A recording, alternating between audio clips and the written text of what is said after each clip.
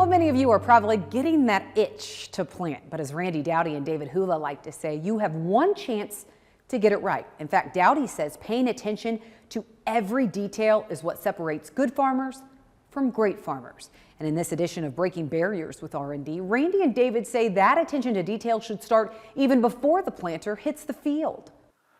So Randy, you and I have walked a lot of fields, and unfortunately, most of the time as we're walking fields with some of our total acre growers, and you know, they're spot on a lot of things, but they still fall short on some of the planters.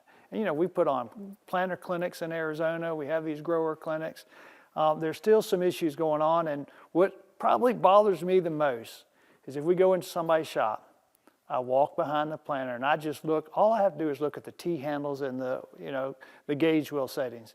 And if they're all on the same notch, you know, my dad would probably have fussed at me for changing them. They need to be on the same.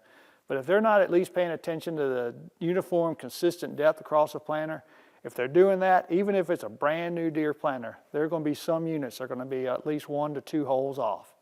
And that is huge because we need all that corn to come up uniformly. That is probably the one biggest secret. It's no silver bullet, but you get it up uniformly. Well, there are some secrets on how do you get them up uniform, but it's, you know, a lot of people just skip that, David. And I heard David back when Stephen Albrook was alive, him talk about his corn coming up in 8 hours. And I just couldn't fathom exactly 8 hours, 8 hours, 8 hours. What does that mean? And the more I thought about it, the more I said, I think we can be a little more scientific than 8 hours. Corn accumulates heat. As it accumulates heat, obviously it starts the process of life. It has to have moisture, and imbibes moisture. It starts all that process. And certain hybrids take 75 GDUs to come up, some take 125.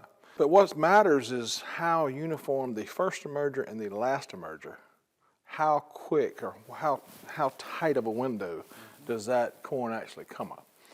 So I started looking at it and I just started flagging.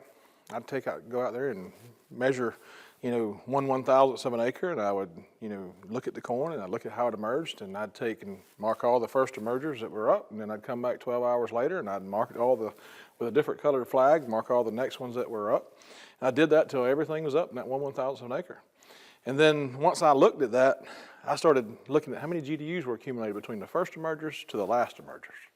And then I started looking at the end of the year, I'd take all those red color flags and the whites and the blues and put them in in a bucket, and I'd weigh them, and I'd look at that, and I'd look at how much yield variation. And if the first emergers weighed 0.6 of a pound and the last emergers weighed 0.4 of a pound, we got a problem.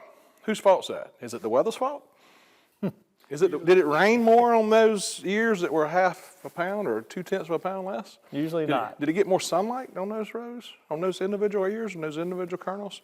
And I just couldn't understand it. So we wanted to find out what was the tolerance window that we could actually maximally have and still maintain maximum yields.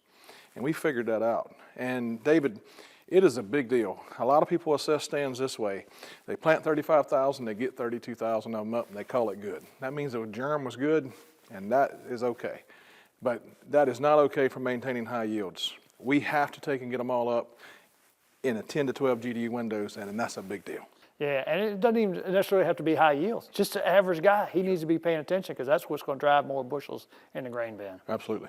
We have an entire planting series with David and Randy. You can find that on the Farm Journal TV app. Just look for Breaking Barriers with R&D. When we come back, there's one generation that had been a major drag on meat demand, but it's that generation that now can't get enough protein.